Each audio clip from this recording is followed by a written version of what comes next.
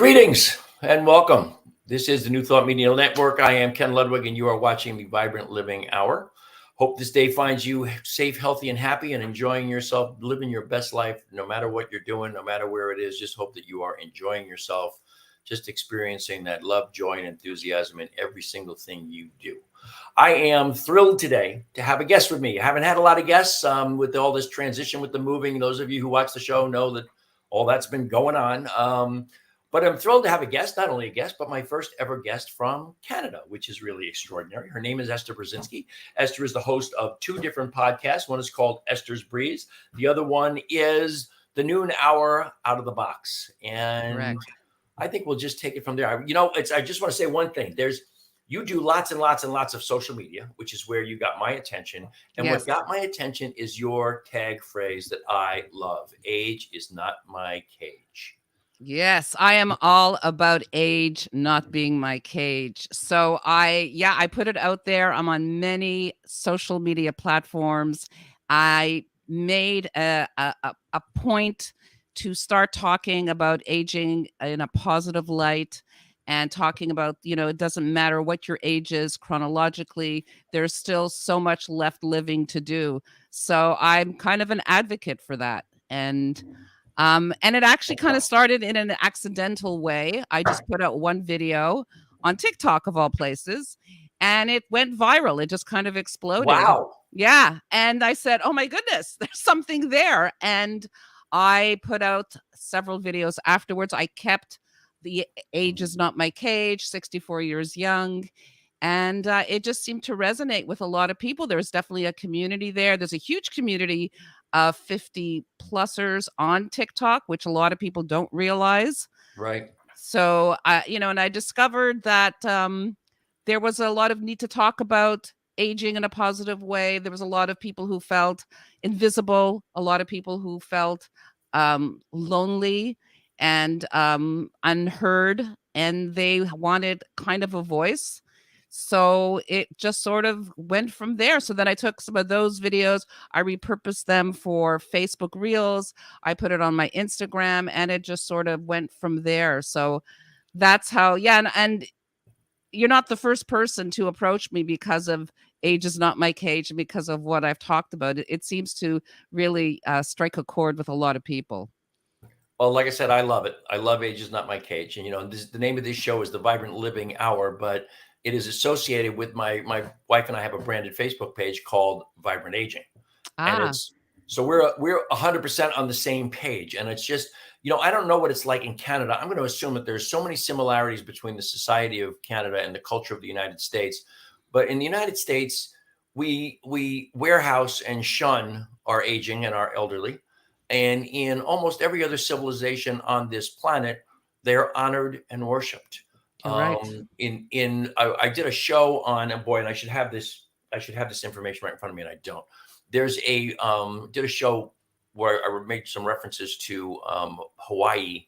After my wife and I had a 2-week vacation in Hawaii, I came home and just talked about the elders in Hawaii, and they're expected to be contributing members of the family. They're supposed to participate in making major family decisions because there really is a certain bit of wisdom that comes with aging, even if just by osmosis, because you've been around for a long time. Even if you're not paying attention, you wind up with a little bit of absorbed wisdom just from being here. But it's so incredibly important to recognize loneliness is an epidemic. Yes, I agree. And it's causing an amazing rise in suicides among the elderly.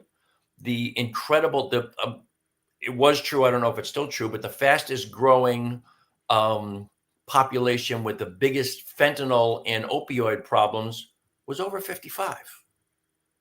I just get goosebumps saying that. That's a holy shit moment for me.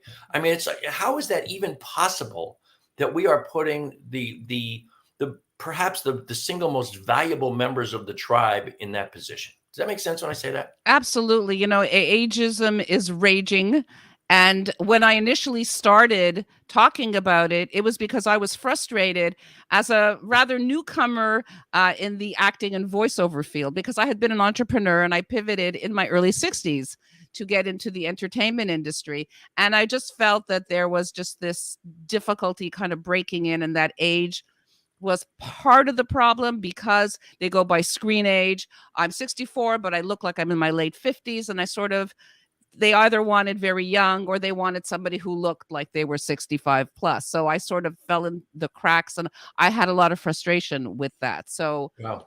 yeah, so it was, of course, it's all based on age, your appearance, and it was extremely frustrating for me. I think it's frustrating on a lot of levels for a lot of us in that age bracket. And I don't know the exact numbers, but you're a baby boomer, right? Yes, I am. Okay. I don't remember the last year of baby boomers. It's like 63, I think so. Yeah. and you were born in 57? 57. Yeah. Okay. I was born in 1950. So I'm much earlier in the baby boom than you are. And my motto is, to my way of thinking, 70 is the new 45. And I am, I have always joked, I watch my peers grow old gracefully, sitting on their ass with their pot belly growing, drinking a beer, watching TV and balding. And I'm going kicking and freaking screaming is how I'm going. I'm going to work out. I'm going to stay in shape. I'm going to take care of my body. I have people who watch the show have heard this before, but I'll tell you this. I'll give you the Reader's Digest version here.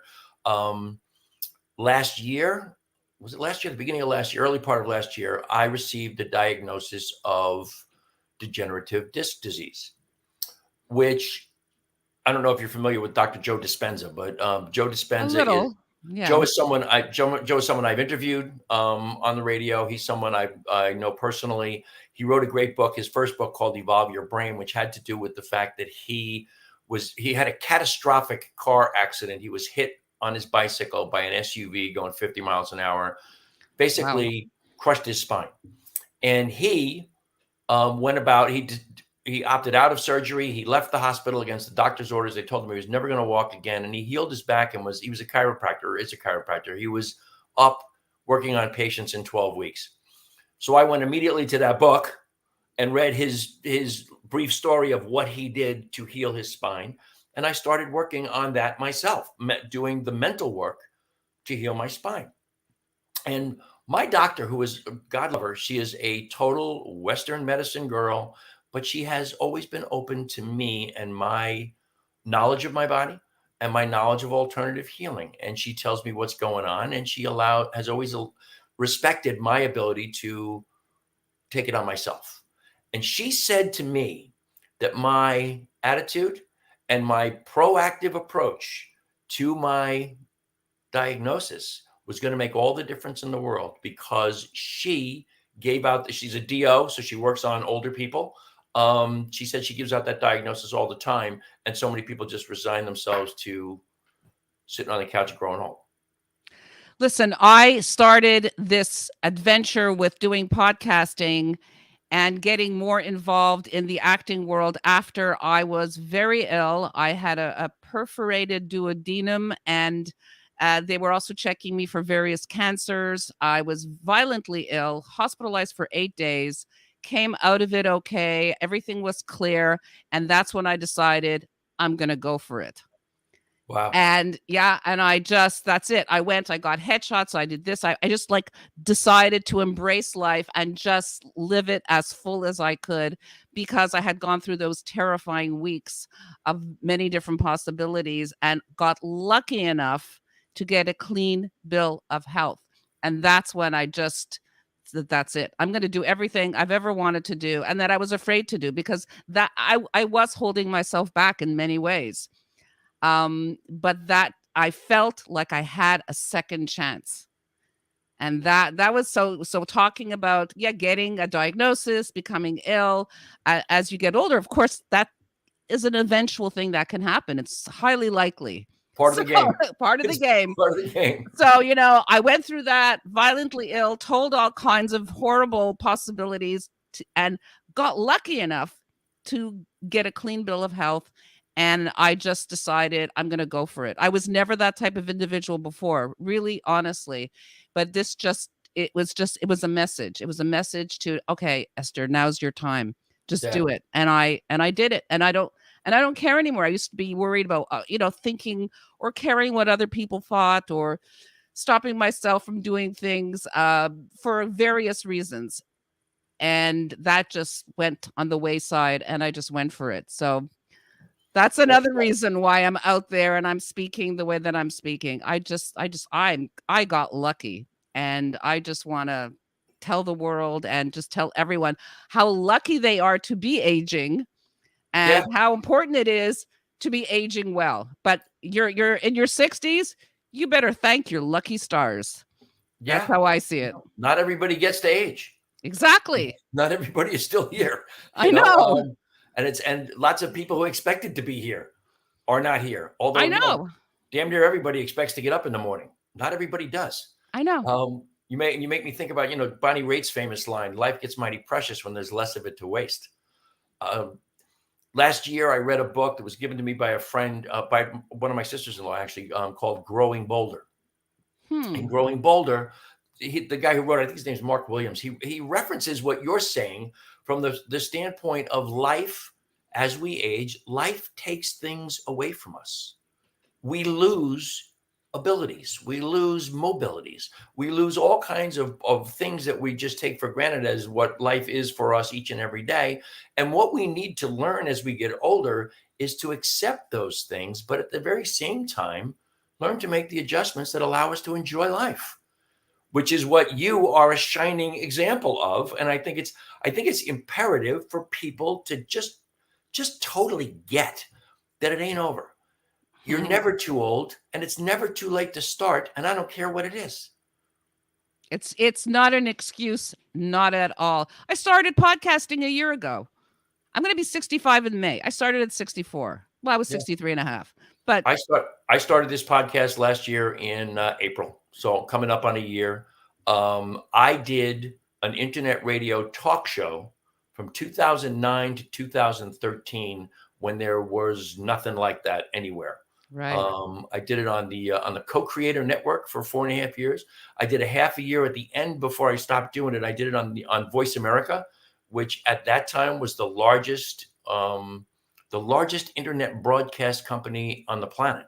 I don't know where they stand now, but it was very expensive to do, and they wanted you to provide the sponsors. And it was like, you guys are making all the money doing this, and I got to go out and bang the drum to find people to support me.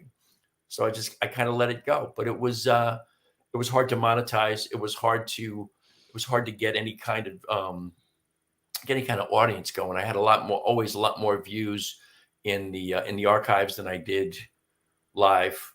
Yes. Which is still pretty much the same in the podcasting world now. But there was no video. It was just me talking on what the hell did we use? Skype. Of course. Skype was my platform, and I had a producer in the background who put on my music. But I interviewed some great people in the world of consciousness, which was very gratifying. There were then people that I also got to meet, like Joe Dispenza and Greg Braden and Bruce Lipton, Lynn McTaggart, people that I got to know that was very, very gratifying for me. But that was kind of, I let it go, and everything I just gave it up. I went on to other things, and always in the back of my mind was, wow, I missed that. I would love to do that again.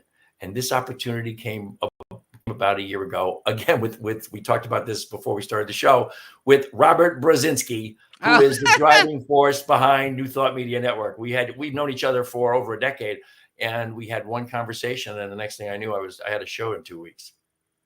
That's amazing. And StreamYard is a great platform, by the way. I use it as well.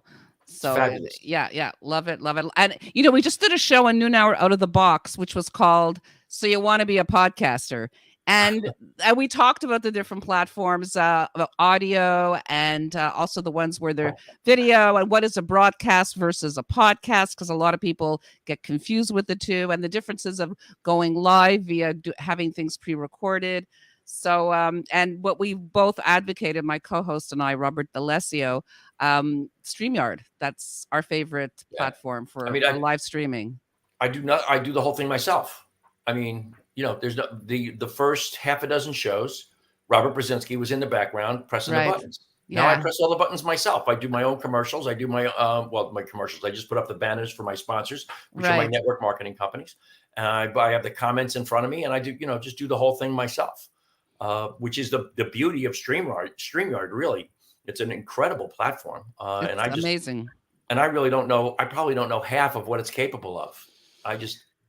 I'm the guy who gets a new phone and then figures out how to send a text message and make a phone call, and that's all I know about my new phone. Well, I'm probably the same way with StreamYard. I know how to set up the show, put it on those 6 different platforms I stream it through, and that's the end of that.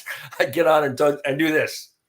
Yeah, well, you can play video as well, and audio, and you can put up pictures. I mean, and the banners are wonderful, and of course, there's questions from the audience. If they're watching it live, they can, again, ask questions. On Esther's Breeze, I had a psychic medium, and he was doing readings live on air. Wow. Yeah.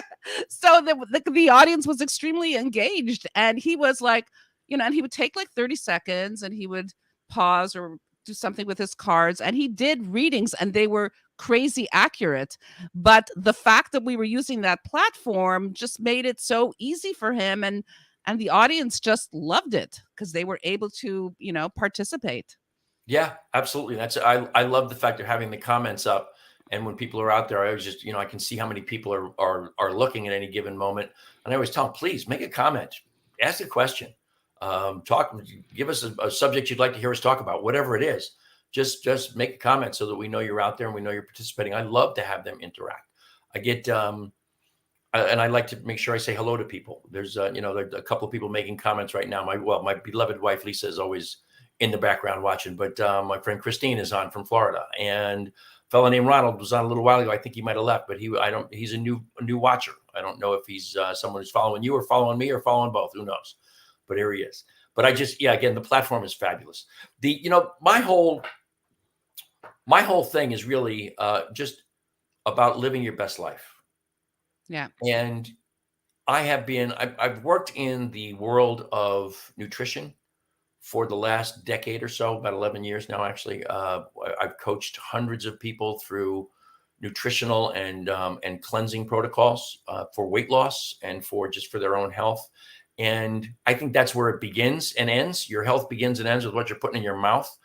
But beyond that, this whole idea of what you're talking about embracing those things that you have always wanted to do, that you've never done, that you held back because of whatever, because your ego didn't want to look like an idiot, or you were afraid what people would say, or, you get to a point in time where you just have to say, who the hell cares?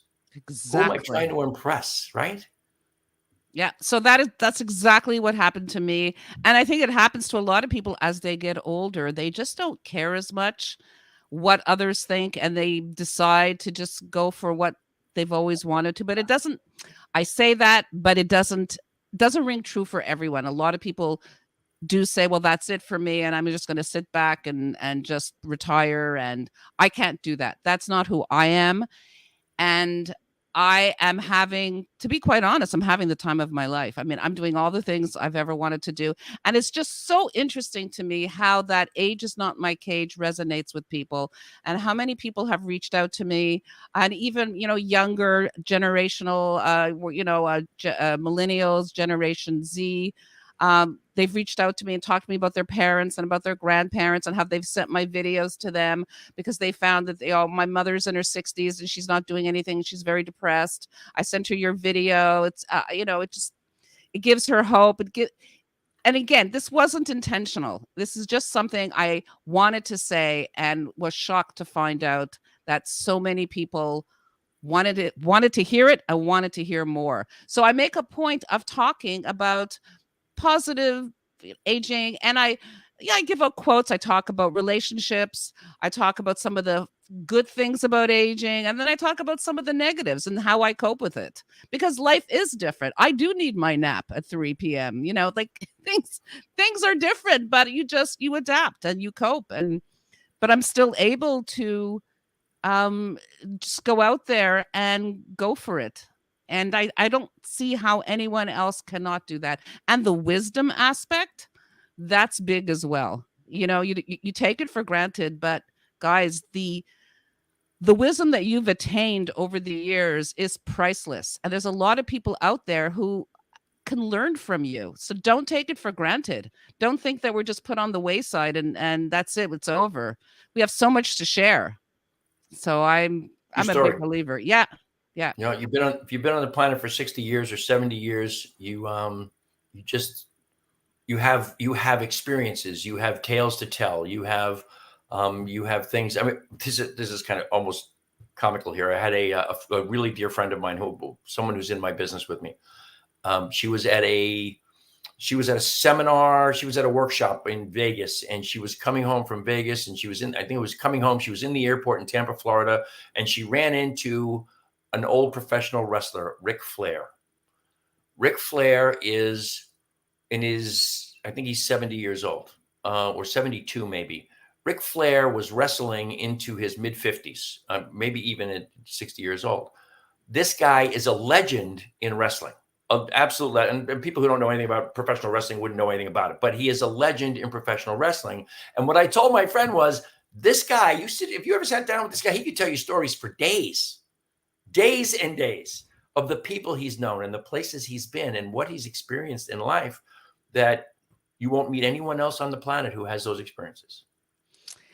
That reminds me of, I read, I'm not sure if it's in Europe, but there exists what they call a people library where people can actually take out an individual and speak with them. And that's what we need in North America, because the wealth of knowledge that we have, let's say over 50, has to be shared. There is that idea and you'd be surprised how many people would go for it, being either over 60 or, of a younger generation who need the advice, who need the wisdom, who want to hear the stories.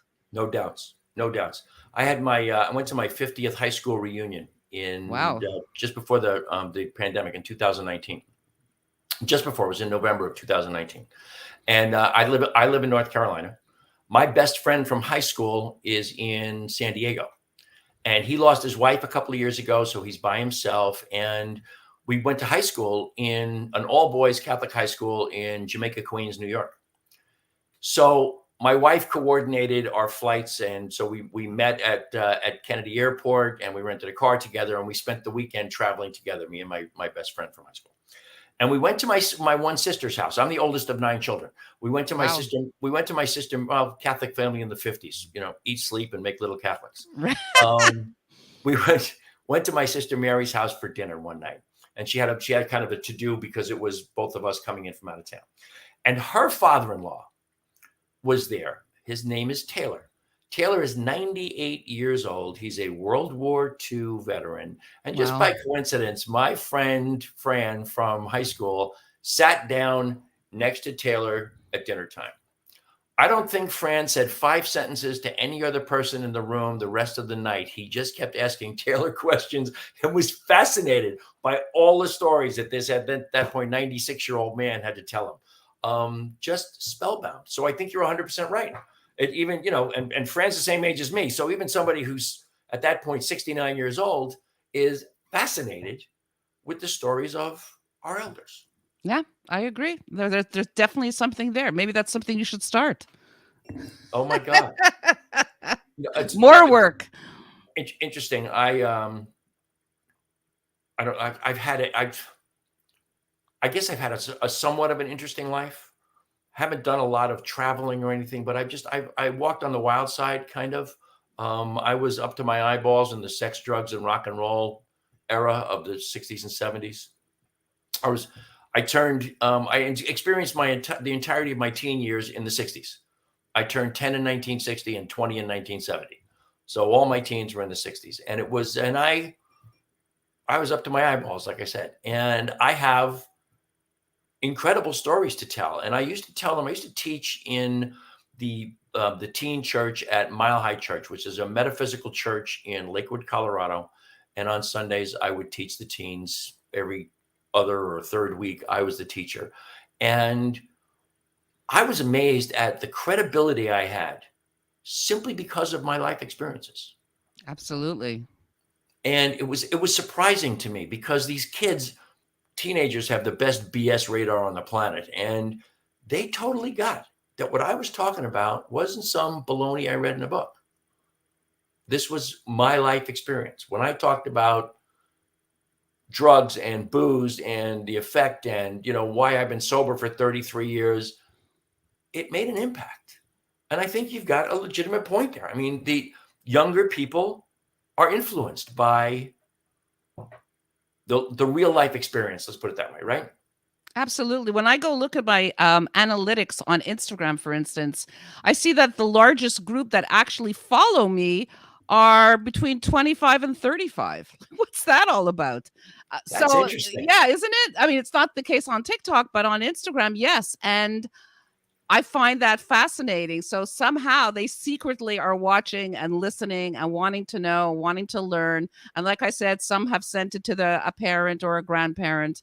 So they're definitely seeking the knowledge, but they're being really quiet about it. Yeah.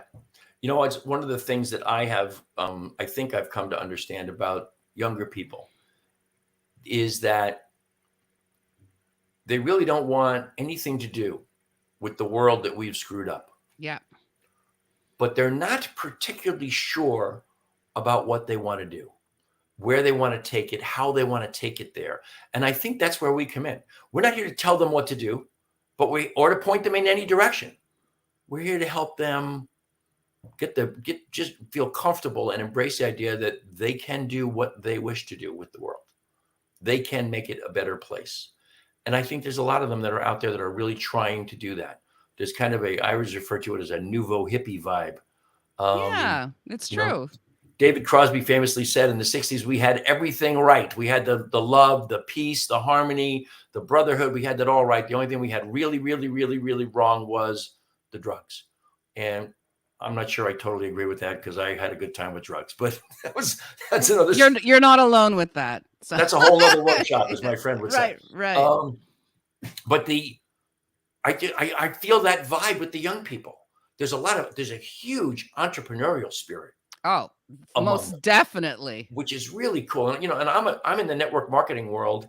I'm always looking for budding entrepreneurs, and they have none of the biases around network marketing that the older people have. They see the evolution of network marketing and how it is really playing into the ability to have total freedom, time freedom, location freedom, money freedom. You don't punch anybody's clock. No one tells you where to be when. You do whatever the hell you want. In my world, if I have an internet connection, I'm in business. And I see that among lots and lots of young people, that the whole capitalist competitive thing doesn't particularly interest them. They're more interested in cooperation and collaboration. Yes, I agree. I'm a huge follower of Gary Vaynerchuk. So he has that sort of idealism, and he puts it out there. And that's his demographic. And he's the one who really, I believe, in a way, started, being an entrepreneur. That's it. That's the place to be. Yeah, it's really the only place to be in the end. And even if you've got a job, creating your own little entrepreneurial niche is really important to recognize that, in this day and age, with the way the world is going, having a second income or a second stream of income is not a luxury. It's an imperative at this point in time to have money coming in from different sources.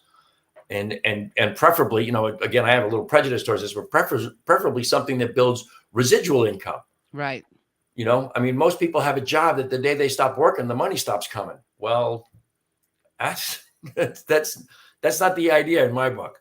Work your butt off now, create something that's going to continue to pay you when you don't have to work so hard later on.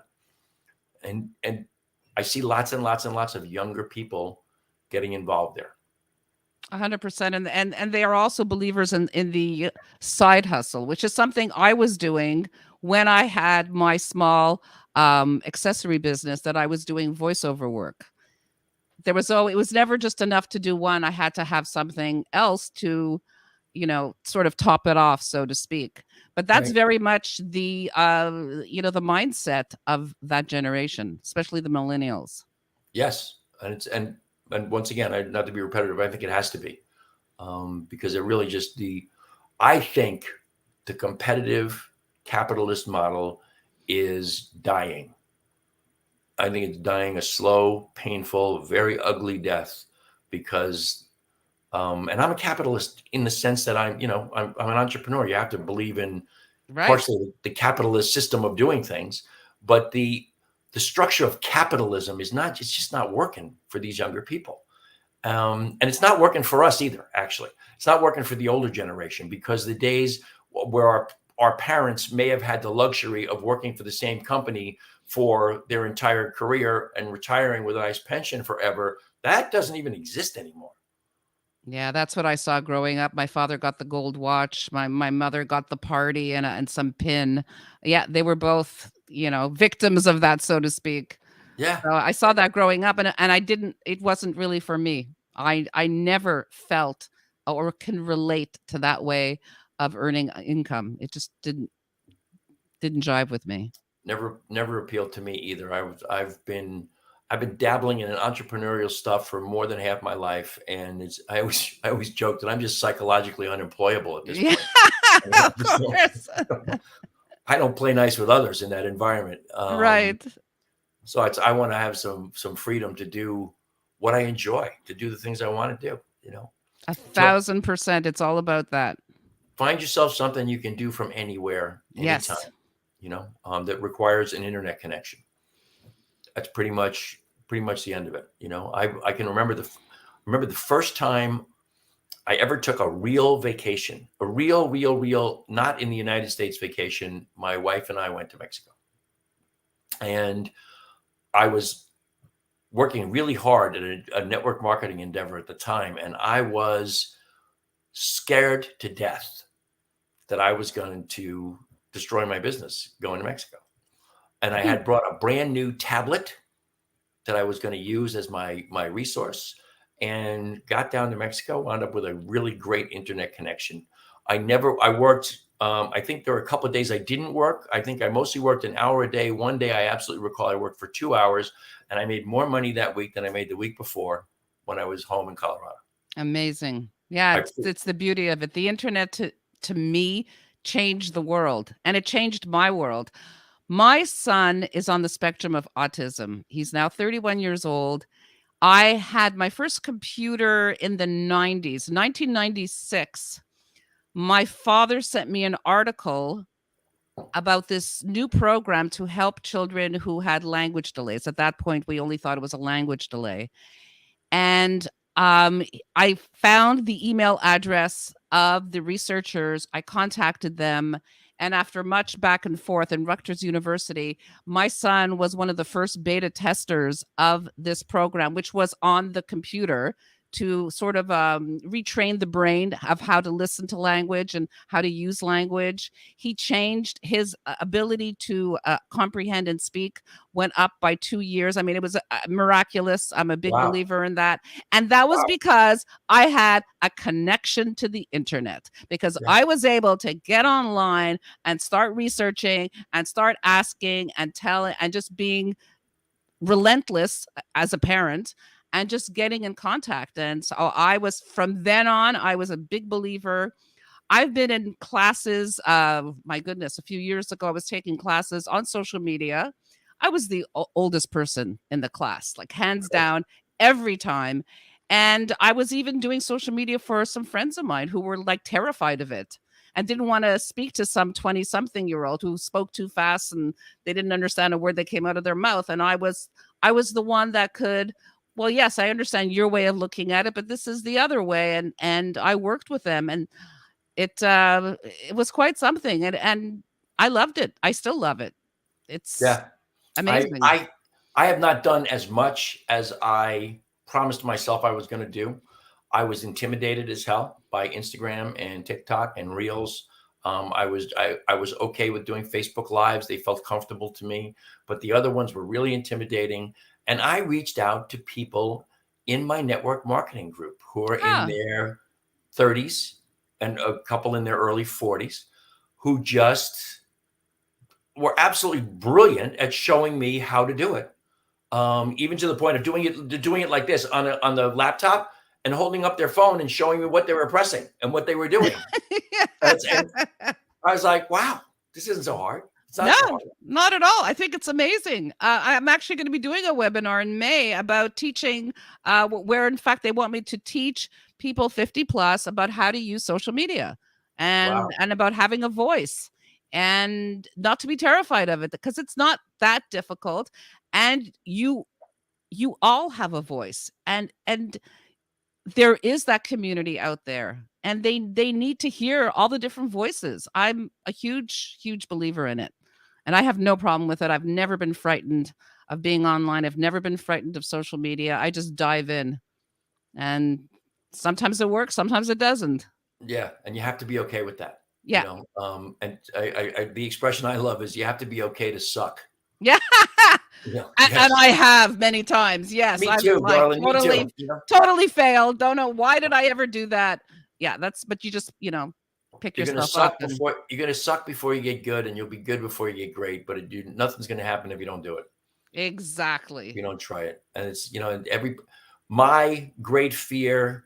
I think really my biggest fear of the internet was really way back in 2008. And I got involved in a company that was a brand new company, and the entire thing was on the internet. And I was like, what the hell am I doing here? But I came to understand that everything on the internet is brand new for about 10 or 15 seconds. And after that, it's yesterday's news. And it's just, and you don't have to catch up on anything. Dive in where you are right now. And the internet is just as fresh today as it would have been if you had started 5 years ago. It's all just, it's doable immediately. You didn't miss anything. Exactly. I think it's the greatest invention. As a child, I loved the encyclopedia. I remember when my parents bought our first Britannica, and then we got the junior version, and that was my favorite thing to do. It's not that I'm such a genius. It's just that I liked the ability to have information at my fingertips. So Yes. to me, this is the same thing. It's just directly parallel to that feeling as a child, just like flipping through the Britannica. So, I love it. Not a bad analogy. Yeah. At all. But it's Not the at all. truth. The whole idea of living your best life comes down to, in my book, I actually have a kind of a construct for it, is decide, believe, vision, create. You've got to make a decision. Decision, by the way, to decide is one of my favorite words. I love the etymology of words. Decision comes from, or decide comes from, the Latin decidere, which means to cut off from. When you make a decision, you cut off other possibilities. This is what you're going to do. That gives it a whole new meaning for me. I'm like driving myself nuts here. We're having an incredible storm outside. And I told you before the show, my lighting comes from a window behind my laptop. Yes, I see that it's getting very dark. It gets dark, and then it gets light, and then it gets dark, it's light. I changed the blinds okay. once. I mean, it's just, so you have to forgive me. That's fine. That's I'm absolutely in and out fine. of Mother Nature here. That's whatever the hell it is. It's going to be what it is. That's okay. But we have to make that decision. And then we have to absolutely believe we can do it. And if we can't believe we can do it, then we need to meet someone like Esther Brzezinski and borrow the belief from her. If Esther can do it, I can do it. Yeah, that's for sure. Because I was not the person who would have done it prior to different events in my life. Me either. And I'm just so thankful to be sitting here 64 years young and to be able to talk with you and to talk to your audience and just tell everyone my story. It gets me excited. It makes me want to do more, and it makes me want to help other people, have a voice, and just talk about it. You have so much friggin' wisdom. People want to know, people want to hear. And, there's a huge community. Be part of it. There's something there Esther, I'm going to put my finger on it eventually, but there's really something there to enliven, invigorate people of our generation, because they don't believe they have a voice. They don't, and if they think they have a voice, they haven't got a clue how to use it. Yes. And this is how to use it. Not necessarily you and me on a podcast and StreamYard, but the internet is a way to express yourself. One of my favorite lines in the whole world is, the opposite of depression is expression. Love that. So if you're sitting around the house and your entire day is going through the TV channels, you're depressed. You're doing nothing. You're just wasting away. Find a way to express yourself. And expressing yourself in this day and age doesn't necessarily mean that you're screaming at the walls or sitting in a corner painting just for yourself. You can express into the world with what we have available to us. And there's some, God, you really spark something in my mind here. I'm not sure what it is or where it's going, but there is a need to create the community, 100%. or communities that they give people the opportunity to plug in and learn what you and I are talking about, that maybe doesn't necessarily come easy to someone in our age bracket who looks at the internet as, my mother used to call it, the devil's invention, or something to that effect. Right. And in a lot of respects, she was right. But but it's also everything that we're talking about here as far as being a possibility for people. Yeah, and there's a niche for everything. I mean, for every subject. I mean, if you're into knitting, if you're into painting, if you're, an aviation buff, I mean, there's something for everyone. And everyone there is a community that wants to hear about it, regardless of your age. And then, of course, there's the community for those of us over 50 who want to be heard and want to be seen and don't want to be invisible anymore. Yeah. And once again, this is the platform. It is the internet. That's where you get to be visible again. 100%. Big believer. Yeah. It's just, and it's the possibilities are exciting, actually, when I think about it, because there's so many people who would benefit, and they would love it, and they and bring to the world that wisdom, those stories. Just the stories alone. They don't have to have any wisdom attached to them. Just the stories alone. Hey, listen, you could start a website with, just sort of like we were talking about, the human library. You could do the same, human Wikipedia, something to that effect, just like pull out. Well, here's a George, Smith from Carolina. Oh yeah, I've cooked duck that way, and I also add the blah, whatever, just something to that effect. Instead of Google or Wikipedia, just have something that is, live wisdom. Yeah. And knowledge. Wow. Yeah. Food for thought. Big food for thought. I don't know. I think you can have on this platform, on StreamYard, can't you have like 10 guests? You can have 10 guests. I don't know which membership you have. There's a free one, then there's a sort of a mid, and then there's professional. So I know that I have the mid one. I know I can stream to 3 different platforms, and I could have 10 people. Yes. Okay. Well, so I don't know which one New Thought Media has, but I know I stream to 4 Facebook pages and 2 YouTube channels. Oh, so you have the professional. Okay. Yeah, I have 3 of my own YouTube Facebook pages, and I have the New Thought Media Facebook page, and then I have a YouTube channel for each, for myself and for New Thought Media. Oh, cool. I stream to all of them. Wonderful. Yeah, it's nice. The YouTube channel is good to have that, just to have the archive of everything without having to search through a Facebook page to find the stuff. Absolutely. And it grows as time goes on. You'd be surprised. I find myself with the numbers. I see what I did live, and then a week later the numbers go up, and just as long as you have it in the subject line, so when people search, it pops up. Right. Yeah, no, it's great. Yeah. Now the sun has come back out, and I see. now I'm lit up like a Christmas tree. No, it's good. It's all good. I just can't. Too funny. This is the the most interesting lighting day I've ever had doing the podcast with the way the sun's going in now. That's because they're using natural light. I have a ring light in front of me, and by the way, guys, like this is a green screen in back of me, so I'm I able got to to figure the green screen thing out. I don't know how to use that, and I really need to figure that out because it would make a big difference for me as opposed. This is my backdrop every time, and it's just because again, like I told you earlier, I have this makeshift studio. Right. It's just a screen actually that I bought on Amazon. And it has a blue side and a green side because also as an actor, I do taped auditions. So I use one side for that and the green side for my podcasting.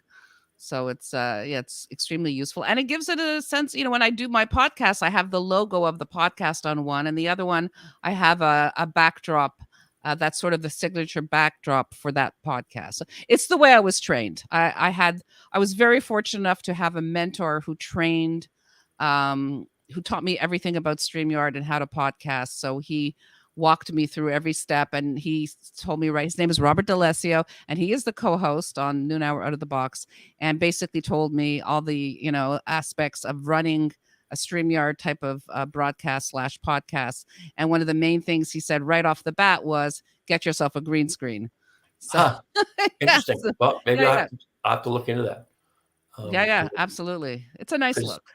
Yeah. It makes me wonder about when you see all the people who have been using Zoom to do TV shows because of COVID. I wonder how many of them are actually green screens and how many of them actually have those magnificent libraries that they're all sitting in front of. That's a very well-known Zoom backdrop. That is a green screen for sure. Yeah.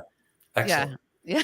Now you know that one out. Yeah. The secret is out now. They don't all have a similar library. That is a green screen effect. So good to know. I'm just absolutely fascinated to have you on today. We had no plans to talk about anything in particular. Not at all. I love just little banter with you. You're a dream to have on. Thank you. Your stuff is so cool. You're just the whole idea of just promoting promoting your line, man. Age is not my cage. I mean, it's just a flipping number. And isn't it? But I talk about the number all the time because I want to desensitize people to the fact that I'm 64. I'll be 65 in May, and I will then change my tagline to 65 years young. Yeah, and I'll be 72 in December. 2 years young. Yeah. I just don't. No, you don't give up off that vibe at all. I mean, in terms of what we expect a 72-year-old to be. See, that's the problem. Thank you. Yeah, no, not at all. Not at all. And like I said earlier, I'm going kicking and screaming. I work out. I'm with you. I lift weights. I work out. I take extraordinary care of myself as far as what goes in my mouth. Yeah. Not necessarily. I like too many chips and I like too much chocolate. but as far as supplements and those kinds of things, I'm a big fan of my main sponsor, which is CBD, which is to me the miracle plant medicine of the ages because of what it does for the body. I agree. I have migraines and I have CBD, sort of a gummy version. It's actually, I did a campaign for them and they sent me all this free CBD gummy bears and they're amazing. And it works. Because I'm, as a migraine sufferer, I don't like to take medicine. I sometimes, if it's really bad, I'll succumb and take a Tylenol. And then I discovered CBD and loved it. Yep. So I'm a fan. And it's it has a positive effect on literally every cell of your body, which is extraordinary. That's just a tidbit for you. You have in your body what's called the endocannabinoid system, which just means the cannabinoid system within. Translated, it is that you have receptors for cannabinoids, which is what CBD is. It's a component of the cannabis plant, which are cannabinoids, those chemicals. CBD is cannabidiol, which is one of the over 100 cannabinoids in the plant. but you have receptors for cannabinoids on literally every cell of your body. Interesting. And you actually get your first experience of cannabinoids in mother's milk. And we produce some within ourselves, thus the endocannabinoid system. We get from oddball things, we get a little bit from broccoli, black pepper, cacao, but nothing like what we get from the cannabis plants.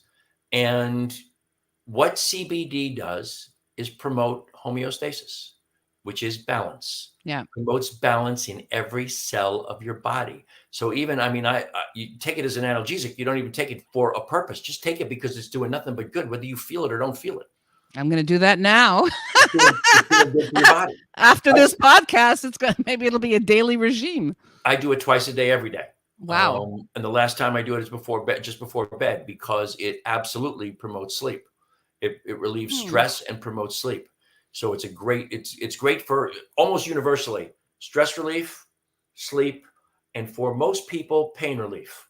Yeah. And since everybody's body is different, it affects your body in different ways for each individual. And depending what the pain is, it may or may not have an effect on that pain. The only way you're going to find out is by using it. I actually had great results using CBD for sciatica pain. Interesting. Which was like, wow. And and I would think migraine pain, it's not all that different from sciatica. It's all nerve related. It is nerve related. And I get it down one side of my body, and it can be very uncomfortable. I'll bet. I don't know anybody who has migraines who says they're fun. No, no, they are not. And I don't know anyone either. So it definitely works for it. So yeah, I endorse it 100%. Yeah. It's anyway. It's a great thing. This one company that I'm associated with has the most extensive line of CBD and hemp infused products of any company in the world, and went in 2.5 years from zero to the #1 distributor of CBD products on the planet. That's amazing. Nothing but the greatest stuff in the world. And I'm a fan. Obviously. Well, good for you. Yeah, no, it's great. It's great. Anyway, I'm gonna let you go. I am so appreciative of you being here. I would ask, please, will you do this again with me? Absolutely, anytime. Yeah, I love having you on. And I'm sure we can really address some serious subjects that relate to what we're talking about here. Yeah, and if people have something that they want us to talk about, they, obviously they can let you know or let us know right now. I don't know if you have any comments coming in, but I have the comments up. I got a couple of comments. Nobody really asked for anything in particular. Just a lot of hi. I have a how inspiring, Esther, about your story from earlier today. But yeah, we can talk about anything people want, or if you want to bring something to the table, I'd be thrilled to have that discussion with you anytime. Wonderful. Thank you so much for having me. It was an absolute joy. Yep. Pleasure having you. You have a fabulous rest of your day. Thank you. You too. All righty. Bye-bye.